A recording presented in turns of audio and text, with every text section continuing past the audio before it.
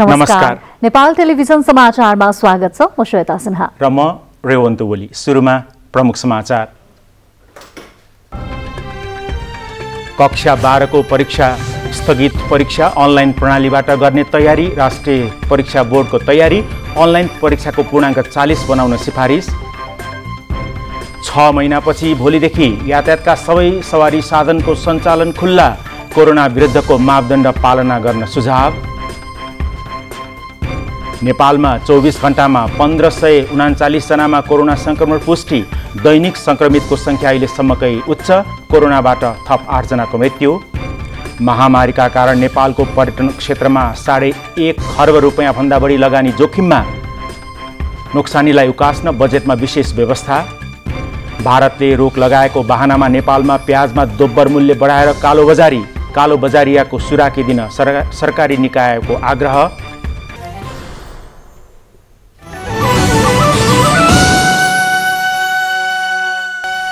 समाचार अब विस्तारमा। सत्तापक्ष र प्रमुख प्रतिपक्षका शीर्ष नेताहरूबीच संवैधानिक आयोगको रिक्त पदमा नियुक्ति लगायत समसामयिक विषयमा बिहिबार छलफल हुने भएको छ। प्रधानमन्त्री एवं सत्तारूढ नेपाल कम्युनिस्ट पार्टी नेकपाका अध्यक्ष केपी शर्मा ओली र कार्यकारी अध्यक्ष पुष्पकमल दाहाल प्रचण्ड बीच आज बिहान भएको भेटवार्तापछि भोलि बिहिबार नेपाली कङ्ग्रेसका सभापति शेरबहादुर देउवा सहितको बैठक तय गरिएको नेकपा संसदीय दलका उपनेता सुभाष चन्द्र नेम्बाङले जानकारी दिनुभएको छ। प्रधानमन्त्रीका प्रेस सल्लाहकार सूर्य थापाले अध्यक्ष द्वयबीचको नियमित भेटवार्ता भएको र छलफल हुने क्रममा आज पनि भेटवार्ता भएको बताउनुभयो।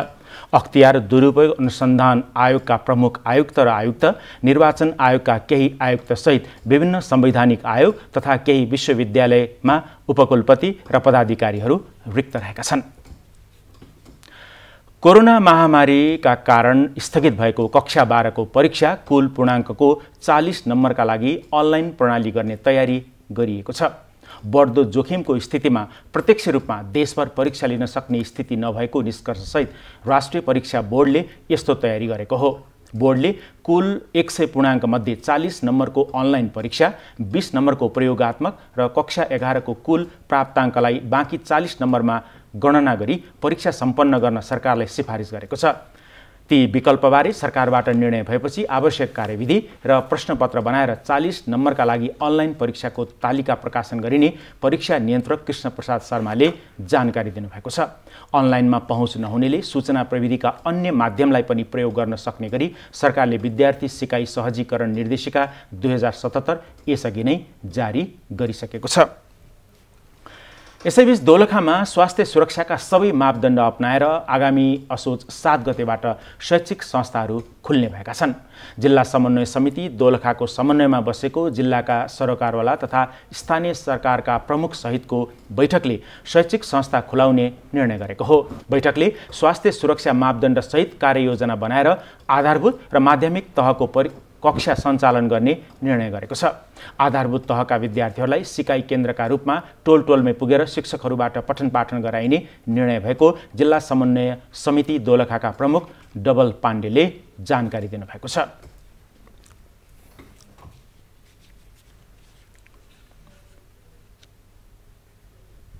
नेपाली बजारमा प्याजको मूल्य 3 दिनमा दोब्बर वृद्धि भएको छ। भारतले प्याज निर्यातमा रोक लगाएको बहानामा आयातकर्ता भण्डारणकर्ताले मुख्य मूल्य बढाएको कारण बजारमा प्याज महँगो भएको कालीमाटी फलफुल तथा तरकारी बजार विकास समितिले जनाएको छ। यद्यपि प्याजको मूल्य बढ्नु जायज नभएको विकास समितिको निष्कर्ष छ। भदौ 28 गतेसम्म 60 रुपियाँ प्रति केजीमा बिक्री भइरहेको प्याज 31 गते 120 रुपियाँ प्रति केजीमा बिक्री भइरहेको छ। भदौ 29 गतेदेखि भारतले नेपालमा प्याजको निर्यात रोक्ने निर्णय गरेसँगै 3 दिनमा प्याजको मूल्य दोब्बर वृद्धि भएको हो। भारतले रोक लगाएपछि प्याज आएको छैन। अहिले बिक्री भइरहेको प्याज भने पुरानो अर्थात् स्टक प्याज नै हो। नयाँ आयात नभएपछि पुरानो स्टकको मूल्य बढाएर बेच्नुपर्ने कुनै कारणै नभएको कालीमाटी फलफुल तथा तरकारी बजार विकास समितिका उपनिर्देशक विनय श्रेष्ठको भनाइ छ। हिजोको अनुगमनको क्रममा चाहिँ त्यसमा कमी कमजोरी पाइयो। त्यसकारणले उहाँहरू चाहिँ कारबाहीको लागि भागीदार देखिनुभयो र त्यो अनुसार चाहिँ उहाँहरूलाई पत्र काटिएको छ। र यसमा विशेषतः सरकारी संयन्त्र अनुगमनकारी निकाय कुनै मुख्य भूमिका रहन्छ र त्यसमा चाहिँ हामीले चाहिँ सहयोगी भूमिका खेल्ने हो, त्यो भूमिका हामीले खेलिरहेको छौँ। कालीमाटी फलफुल तथा तरकारी बजारमा खुद्रा व्यापार गर्दै आएका व्यापारी पनि होलसेलरले पुरानो स्टक प्याजको 81 मूल्य बढाएकाले महँगिएको, तर यसरी मूल्य बढाउने जायज कारण भने नभएको बताउँछन्। अस्ति 60 हिजो 100 आज 150 बोरै काँडा भने सुनेको छ, त्यो भनेको छ कि अनि मैले प्याज पनि ल्याएँ नि त्यतिकै छ। जुन स्टक छ सस्तो दिनुपर्ने तर त्यसलाई डबल बनाएर एकचोटि कमाउन खोज्छन्, त्यही सबैले मौका फाइदा उठाउनु जसरी इन्डियाले गर्छन् त्यसरी नेपालीहरू पनि अलिकति के अरे पैसाको पछि दौडिन्छन्, त्यही हो। नेपालमा उत्पादन कम भएको र आयातमा केही कमी भएकाले केही महँगिएको भए पनि प्याजको मूल्य वृद्धि अत्यधिक बढी भएको गुनासो सरकारवालाहरूको छ। यता प्याजमा अत्यधिक मूल्य बढेको चर्चा चलेसँगै बजार अनुगमन गरेर कारबाही थालिएको वाणिज्य आपूर्ति तथा उपभोक्ता हित संरक्षण विभागले जनाएको छ। उपभोक्ता ठगी गर्ने काम यहाँहरूले नगर्नुहोला, कुनै पनि हालतमा विभागले हामी छोड्दैनौँ। हामीले जहाँ भेटाउँछौँ ठाउँको ठाउँ कारबाही गर्छौँ। 5,000 देखि 3 लाखसम्म जरिमानाको प्रावधान छ। स्वच्छ व्यवसाय गरौँ। विभागले चाडबाड समेत नजिकिएकाले प्याज मात्रै नभएर अन्य वस्तु पनि महँगो हुन सक्ने भन्दै अनुगमन बढाएको बताउँदै कहीँ कतै अनाधिकृत मूल्य लिएको तथा बिल बिजक जारी गर्न आनाकानी गरे 11:37मा फोन गरेर सूचना दिन आग्रह गरेको छ। कोही कसैले यस्तो मूल्य वृद्धि गरेको पाइएमा ठाउँको ठाउँ 5,000 देखि 3 लाख रुपियाँसम्म जरिवाना तथा कसुर हेरी कैद गर्ने व्यवस्था रहेकोले उपभोक्ता सचेत भएर विभागलाई सहयोग गर्न पनि विभागले अनुरोध गरेको छ। क्यामेरामा सनोज महर्जनका साथ केशवराज विष्ट, नेपाल टेलिभिजन। यसैबीच भारतले प्याज निर्यात रोकेपछि भारतबाट पर्याप्त मात्रामा प्याज आयात हुन नसक्दा आयात मूल्य 4 गुणा भन्दा धेरैले बढेको छ। अबको करिब 20 दिनमा चीनबाट प्याज आयात गरेपछि मूल्य सामान्य हुने व्यवसायीहरूले बताएका छन्। प्याज निर्यात रोकेपछि विराटनगरका प्याज आयातकर्ताहरूको 7वटा ट्रकमा रहेको करिब 210 मेट्रिक टन प्याज सीमावर्ती जोगबनी भन्सारमा रोकिएको छ। भारतको नासिकबाट ल्याएको प्याज भन्सार नाकासम्म पुगिसकेकाले आयातका लागि पहल गरिदिन थोक विक्रेताहरूले सरकारसँग आग्रह गरेका छन्। एक साता अघि प्रति किलो 12 भारतीय रुपियाँ रहेको प्याजको थोक मूल्य नासिकमा नै 48 भारो पुगेकाले यहाँ पनि प्याजको मूल्य बढेको थोक विक्रेताहरूले बताएका छन्। नासिकबाट विराटनगरसम्मको ढुवानी भाडा प्रति किलो 12 भारतीय रुपियाँ लाग्ने गर्दछ। यति पनि भने कस्टमलाई गएर कि जुन बाटोमा माल छ त्यो माललाई आउन दिनु हुँदैन, यो माल कुनै जाँदैन भनी जाँदैन। तपाईहरु बोर्डरमा गाडी ल्याउनु भयो, गाडी सबको सिज हुन्छ, किनभने उ हेरिहाल्यो कि यो एक हप्ताको भित्र 12 रुपियाँको प्याज 50 रुपियाँ आइसी भएको इन्डियामा जाँदेखि नासिक इन्दोर हामी किन्छौँ। गत आर्थिक वर्षमा भारतबाट विराटनगर भन्सार कार्यालय भएर 4,647 मेट्रिक टन प्याज आयात भएकोमा यस आर्थिक वर्षको भदौ 24 गतेसम्म 1,600 मेट्रिक टन प्याज आयात भएको विराटनगर भन्सार कार्यालयका प्रमुख भन्सार अधिकृत शिव भण्डारीले जानकारी दिनुभयो। यस आर्थिक वर्षदेखि प्याज आयातमा कृषि सुधार शुल्क 5% बढेर 9% लाग्ने गर्दछ। गएको आर्थिक वर्षमा चाहिँ 5% कृषि सुधार शुल्क लाग्थ्यो भारतबाट पैठारी बनेको हातमा, र यसपालि चाहिँ 9% साउन यो बजेट भाषणभन्दा पछि चाहिँ 9% कृषि सुधार लाग्ने गरेको छ। भारतबाट प्याज ल्याउन रोक लागेपछि थोक विक्रेताहरूले चीनबाट प्याज ल्याउने तयारी सुरु गरेका छन्। चीनबाट विराटनगरसम्म प्याज ल्याउन बढीमा 20 दिन लाग्ने र चिनिया प्याज आएपछि प्याजको मूल्य घट्ने थोक विक्रेताहरूले बताएका छन्। मोहन मानन्दर, नेपाल टेलिभिजन, प्रदेश नम्बर 1 विराटनगर। नेपालमा थप 8 जनाको कोरोना संक्रमणका कारण मृत्यु भएको छ। यो सँगै कोभिड-19बाट मृत्यु हुनेको संख्या 379 पुगेको छ। यसैबीच पछिल्लो 24 घण्टामा 1539 जनामा कोरोना संक्रमण पुष्टि भएको स्वास्थ्य तथा जनसङ्ख्या मन्त्रालयले जनाएको छ।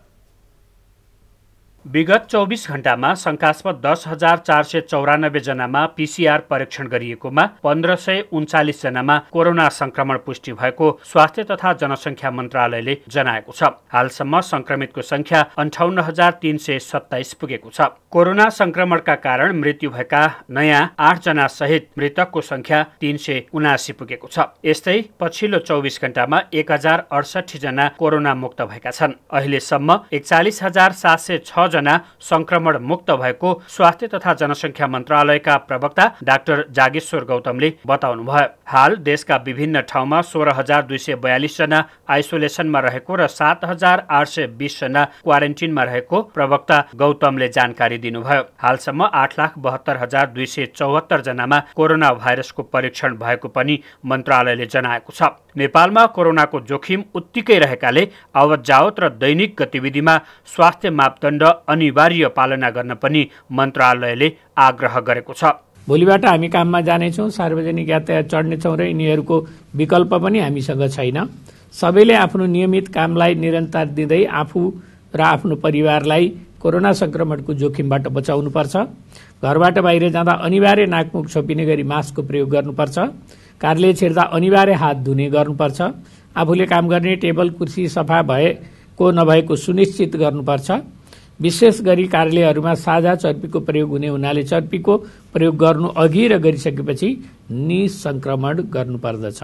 यसैगरी कोरोनाका कारण मानसिक तनाव बढ्ने हुनाले आफ्नो मनलाई जितेर बस्ने, सधैँ व्यस्त रहने र आफन्तसँग मन खोलेर कुराकानी गर्न मनोचिकित्सकहरूले सुझाएका छन्। आफूलाई मन जित्ने तरिकाहरू गर्ने, जस्तै कि आफ्नो मनका कुराहरू सबै कुरा आफ्नो साथीभाइ, आफ्नो दाजुभाइ, आफ्नो इष्टमित्रहरू जसलाई सबै कुराहरू पोख्न सक्यो भने त्यसले पनि आफूलाई अलिकति मन हलुका हुन्छ। र यो सबै कुरालाई मन हलुका गर्ने तरिकाहरू अरूकोमा के गर्न सकिन्छ भने चाहिँ आफ्नो योग अभ्यासहरू गर्ने, आफूलाई कुनै कुरामा व्यस्त राख्ने, घर व्यवहारकै कुराहरूमा आफूलाई चाहिँ के कुरामा आफूलाई सन्तुष्टि हुन्छ त्यो कुरामा आफूलाई चाहिँ ध्यान दिने। नेपालमा 500 जना भन्दा बढी संक्रमित रहेका जिल्लाहरू मोरङ, सिराहा, सुनसरी, मकवानपुर, काठमाडौँ, चितवन, भक्तपुर र रूपन्देही हुन्। सोलुखुम्बु, मुस्ताङ, म्याग्दी, डोल्पा, हुम्ला र मुगुमा भने संक्रमित शून्य रहेको मन्त्रालयले जनाएको छ। लामो तथा मध्यम दूरीका सबै सवारी साधन तथा आन्तरिक हवाई उडान सञ्चालन गर्ने निर्णय भएपछि कोरोना भाइरसको जोखिम बढ्ने त होइन भन्ने आशंका गर्न थालिएको छ। कोरोनाको जोखिम कम गर्न यातायात तथा हवाई यात्रा गर्दा कस्ता सावधानी अपनाउनु पर्छ भन्ने बारेमा तयार पारिएको कोरोना केयर अबको प्रस्तुतिमा।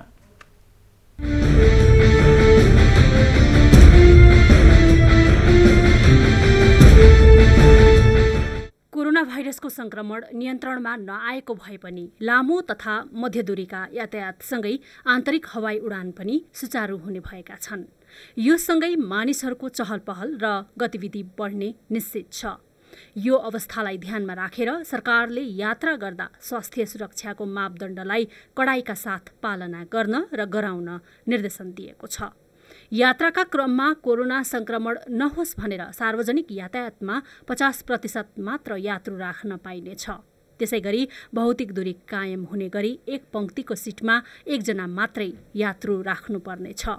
चालक, सहचालक तथा यात्रुले अनिवार्य मास्क लगाउनु पर्ने, सवारी साधन नियमित रूपमा निसंक्रमित गर्नुपर्ने व्यवस्था गरिएको छ।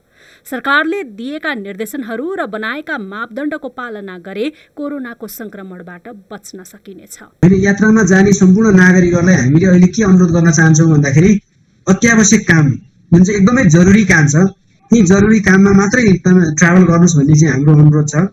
अहिले यो समय भनेको घुम्ने समय होइन, चाहिँ काममा बाहेक अन्य काममा चाहिँ घरबाट बाहिर ननिस्किनुहोस्, निस्किने परे मात्रै चाहिँ निस्किनुहोस्। र यसरी निस्किँदाखेरि स्वास्थ्य प्रोटोकलले भने अनुसारका र यातायात जुन चाहिँ हामीले अहिले चाहिँ निर्देशिका चाहिँ जारी गरिरहेछौँ र त्यो निर्देशिकाले भनेका कुराहरू फलो गर्न अनुरोध गर्दछ। र अर्को कुरा चाहिँ एउटा जिम्मेवार नागरिकले चाहिँ यो कोभिडको समयमा जुन चाहिँ पेन्डेमिक समयमा चाहिँ एउटा निर्वाह गर्नुपर्ने भूमिका प्रभावकारी रूपमा चाहिँ निर्वाह गरिदिनु हुन सम्पूर्ण नागरिकहरूलाई अनुरोध गर्छु। आन्तरिक हवाई उडान गर्दा पनि विमान चालक, कर्मचारी र यात्रुले मास्क र भाइजर अनिवार्य प्रयोग गर्नुपर्दछ।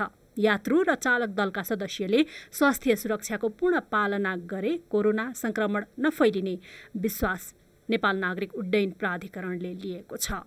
गाडीमा चाहिँ जुन बसमा लगिन्छ त्यहाँ चाहिँ धेरै कन्टामिनेसन नहोस् भनेर ती कुराहरूलाई हेक्का राख्ने, अब काउन्टरमा चाहिँ पेसेन्जर र एयरलाइन्सको कन्टामिनेसन नहोस् भनेर बीचमा ग्लास लगाउने, यो कुराहरू बेसिक कुराहरू र टर्मिनलमा एकैचोटि सबै फ्लाइटको यात्रुलाई नबोलाउने। अब जस्तो डोमेस्टिकमा हामीले 1 घन्टामा 300 जना काठमाडौँ अन्तर्राष्ट्रिय विमानस्थल जसलाई हामी त्रिभुवन अन्तर्राष्ट्रिय विमानस्थल भन्छौँ, त्यहाँ 1 घन्टामा 300 जना मात्रै यात्रुलाई बोलाउने र टर्मिनलमा राख्ने व्यवस्था गरेका छौँ भने अन्तर्राष्ट्रिय पछि 700-800 वटा गरेका छौँ। त्यसको फ्लाइटको सेड्युलहरू मिलाउने, एकैचोटि सबै फ्लाइट नगर्ने, यी कुराहरूलाई चाहिँ हेक्का राखेर यी सुरक्षाका मापदण्डहरू अपनाएर फ्लाइट सञ्चालन गरियो भने मलाई लाग्छ कोभिडसँग हामी जुझ्न सक्छौँ, लड्न सक्छौँ। विमानमा कोरोना संक्रमणको लक्षण नदेखिएकाहरूले मात्र यात्रा गर्न पाउनेछन्। यसका लागि विमानभित्र प्रवेश गर्नुअघि सबै यात्रुको तापक्रम मापन गरिने भएको छ भने उनीहरूसँग सोधपुछ पनि गरिने भएको छ। यसमा यात्रु स्वयंले सहयोग गरे आफू संक्रमण हुनबाट बच्न र अरूलाई बचाउन सहयोग पुग्नेछ। कोभिड-19 को कुनै पनि लक्षण भएको बिरामी सकभर जहाजभित्र चाहिँ नछिरोस् र संक्रमण नफैलोस् भन्ने यो राज्यको एउटा साझा उद्देश्य हो। र त्यसको लागि हामीले अब कसरी चाहिँ अब सबभन्दा ठुलो कुरा अहिले के छ भने जनताको स्वास्थ्य नै ठुलो कुरा हो।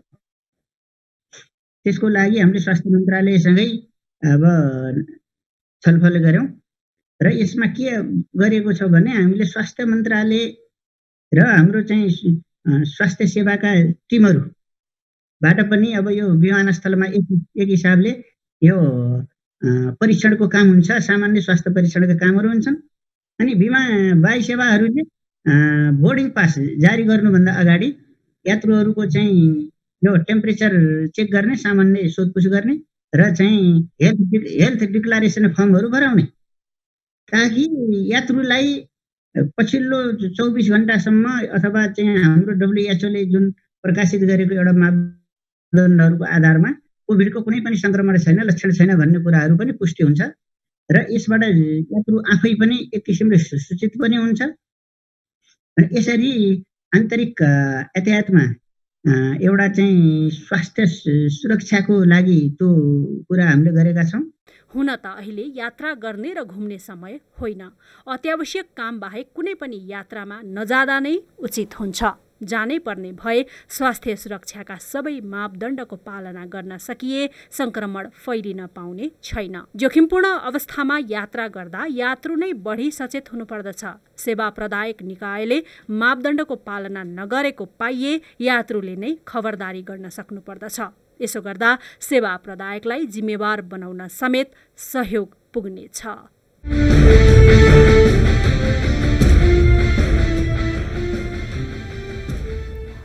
सल्यानको दार्मा गाउँपालिकाको पालिका अस्पतालका लागि 4 कोठे भवन निर्माण सम्पन्न भएको छ। 13 जना स्थानीयवासीले दान गरेको करिब 32 रोपनी क्षेत्रफल परिसरमा 40 लाख रुपैयाँको लागतमा भवन निर्माण गरिएको हो। नवनिर्मित भवन उद्घाटन तथा जग्गादाताहरूलाई सम्मान गर्न आयोजित कार्यक्रममा कर्णाली प्रदेशका आर्थिक मामिला तथा योजना मन्त्री प्रकाश ज्वालाले स्वास्थ्य क्षेत्रको विकासमा प्रदेश सरकारले उच्च प्राथमिकता दिएको बताउनुभयो। उहाँले छिटो, छरितो र गुणस्तरीय स्वास्थ्य सेवाको पहुँचमा हरेक नागरिकलाई पुर्याउनका लागि जिल्ला अस्पताल सल्यानको स्तरोन्नतिको काम पनि सुरु भएको बताउनु भएको छ।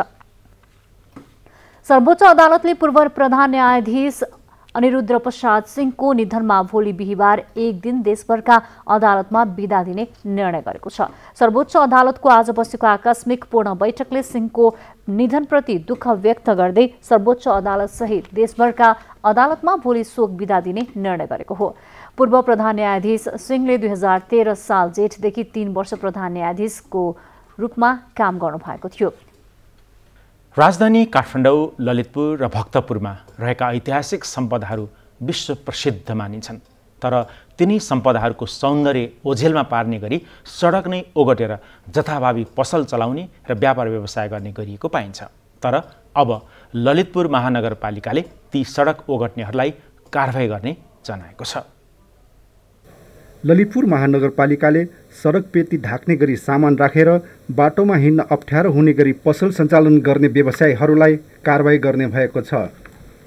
असोज 1 गतेदेखि लागू हुने गरी मोटरसाइकल वर्कसप र पसलको अनुगमन गरी सडकका अवरोधहरू हटाइनेछ।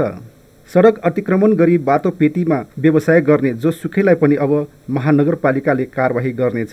सरकारले तोकेको समय सीमामा निश्चित ठाउँमा मात्र व्यापार व्यवसाय सञ्चालन गर्नुपर्ने, अन्यथा कारबाही गर्ने महानगरपालिकाका प्रमुख श्रीबाबु महर्जनले बताउनुभयो।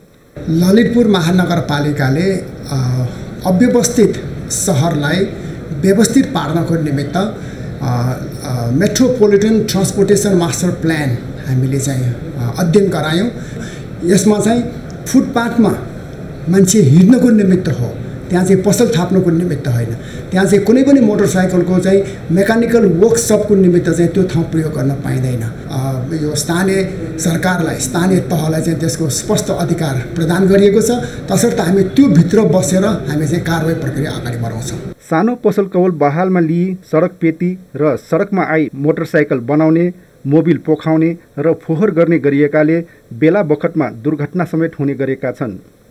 दुर्घटना नियन्त्रणका साथै सहरलाई सफा, सुन्दर र व्यवस्थित बनाउन अभियान सुरु गर्न लागेको महानगरीय प्रहरी प्रमुख सीताराम हाछेठुले बताउनुभयो।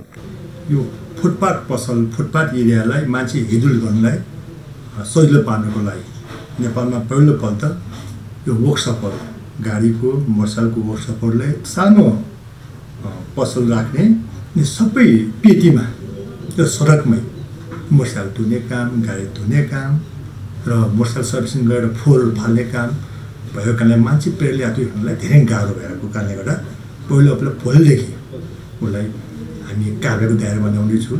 महानगरपालिकाले व्यापारीमाथि कारबाही मात्र नगरी व्यापार व्यवसाय सञ्चालन गर्न निश्चित ठाउँ तोकिदिनुपर्ने व्यापारीहरूको भनाइ छ।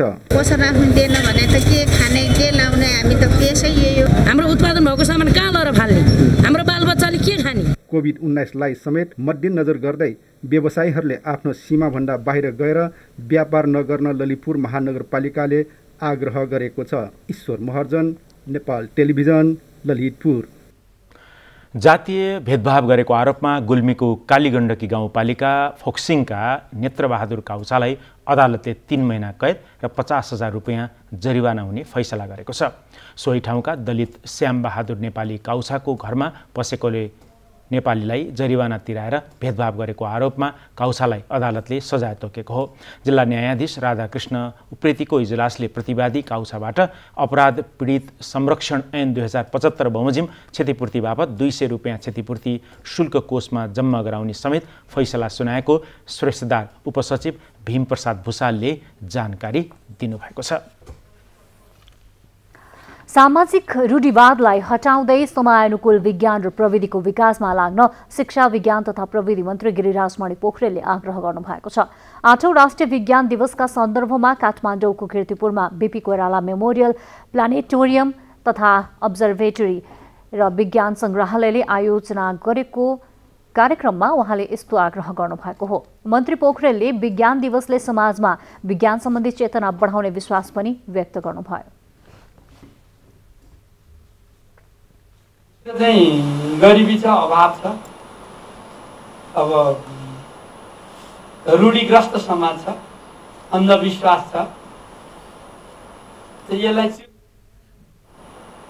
यो चाहिँ विज्ञानको सहयोग बिना चाहिँ यो चिर्न सकिँदैन। जति धेरै वैज्ञानिक चेतना हामी पुर्याउँछौँ त्यति नै कुरीति र कुसंस्कार विरुद्धको चाहिँ अभियान पनि अगाडि बढ्छ। नेपाल टेलिभिजन र भूमि व्यवस्थापन तथा अभिलेख विभाग बीच कार्यक्रम उत्पादन तथा प्रसारण सम्बन्धी सम्झौता भएको छ। सम्झौता अनुसार नेपाल टेलिभिजनले भूमि प्रशासनमा प्रविधि र सुशासन नामक कार्यक्रम मासिक रूपमा निर्माण गरी प्रसारण गर्नेछ। हरेक महिनाको तेस्रो शुक्रबार प्रसारण गरिने कार्यक्रममा भूमि प्रशासन सम्बन्धी सूचना, सन्देश तथा जानकारीहरू रहनेछन्। सम्झौता कार्यक्रममा विभागका महानिर्देशक शेष नारायण पौडेलले विभागले मातहतका कार्यालयहरूलाई प्रविधि मैत्री बनाउँदै लगिएको र यसबारे नेपाल टेलिभिजनबाट प्रसारण हुने कार्यक्रमले आम नागरिकलाई जानकारी प्राप्त हुने बताउनुभयो।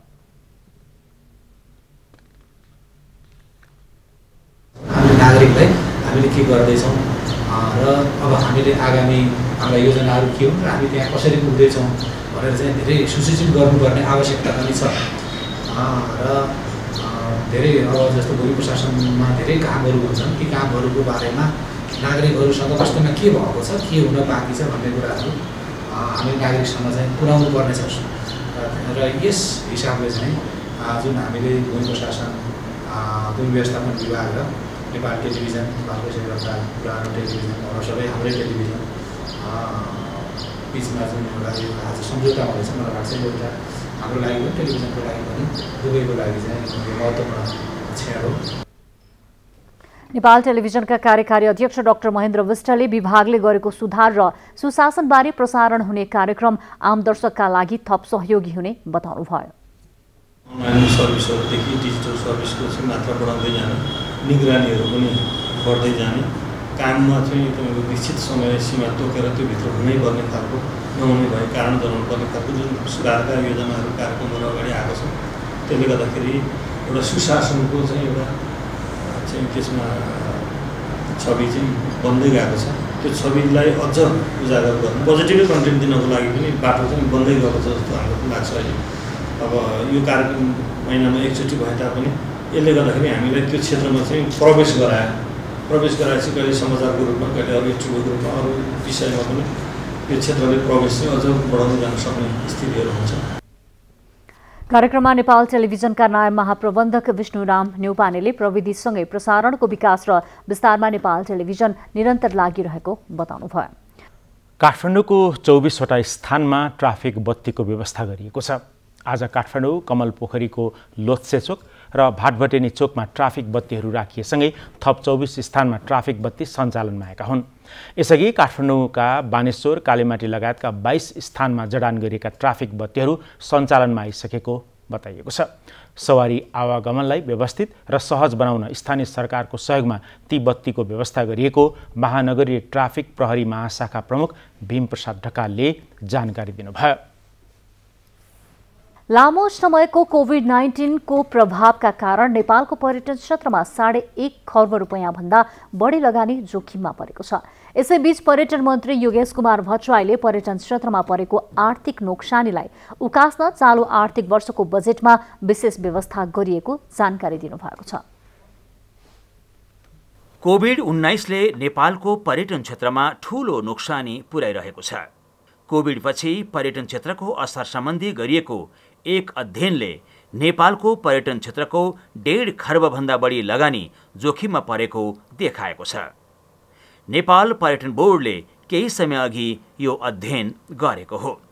पर्यटन क्षेत्रमा निजी क्षेत्रको मात्रै 1 खर्ब 53 अर्ब रुपैयाँ बराबरको लगानी रहेको छ। यस्तो लगानी पर्यटन क्षेत्रका होटल, एयरलाइन्स, रेस्टुरेन्टदेखि पदयात्रा, पर्वतारोहण र जलयात्राको क्षेत्रमा रहेको छ। कोभिड-19ले गर्दा यो क्षेत्रमा रहेका करिब 2,73,000ले प्रत्यक्ष रोजगारी गुमाएका छन्। यसैबीच संस्कृति, पर्यटन तथा नागरिक उड्डयन मन्त्री योगेश कुमार भट्टराईले कोभिड-19 का कारण थला परेको पर्यटन क्षेत्रलाई राहत एवं पुनरुत्थानका लागि चालु आर्थिक वर्षको बजेटमा विशेष व्यवस्था गरिएको बताउनु भएको छ। यसमा ठूलो राष्ट्रिय संकल्प चाहिन्छ, कसरी हामी यसलाई पुनर्स्थापना गर्ने। त्यसका निम्ति गएको संसदको नीति कार्यक्रम बजेटमा सरकारले केही सम्बोधन गरेको छ। राष्ट्र बैंकद्वारा जारी गरेको मौद्रिक नीतिमा पनि त्यसमा केही सम्बोधन भएको छ।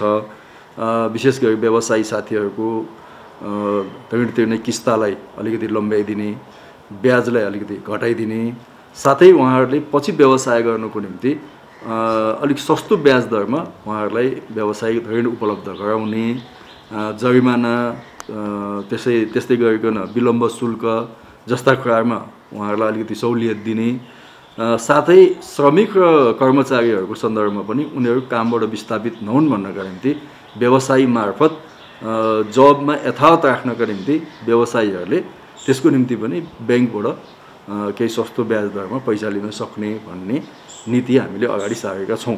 धराशायी हुँदै गएको पर्यटन व्यवसायलाई उकास्न राष्ट्रिय सङ्कल्प नै आवश्यक भएको पर्यटन मन्त्री भट्टराईको जोड रहेको छ। कर्मचारी सञ्चय कोषले कोभिड-19 को महामारीका कारण अनलाइन पद्धतिबाटै सेवा लिन पाउने व्यवस्था गरेको छ। कोषको 59औं वार्षिकोत्सवको अवसरमा भर्चुअल माध्यमबाट आयोजित एक कार्यक्रममा कोषले आफ्ना सेवा अनलाइनबाटै लिन पाउने व्यवस्था गरिएको जानकारी दिएको हो। कोरोनाका कारण उत्पन्न परिस्थितिमा सञ्चयकर्ताले कोषको सेवा लिन कार्यालय नै पुग्नुपर्ने अवस्थाको अन्त्य गर्दै सूचना प्रविधिको उपयोग गर्दै सेवा लिन सक्ने व्यवस्था मिलाइएको सञ्चय कोषले जनाएको छ। कार्यक्रममा कोषका प्रशासक तुलसी प्रसाद गौतमले प्रत्येक सञ्चयकर्तालाई आर्थिक सुरक्षा प्रदान गर्दै लगानीलाई सुरक्षित र प्रतिफलयुक्त बनाउन कोष प्रतिबद्ध रहेको बताउनुभयो।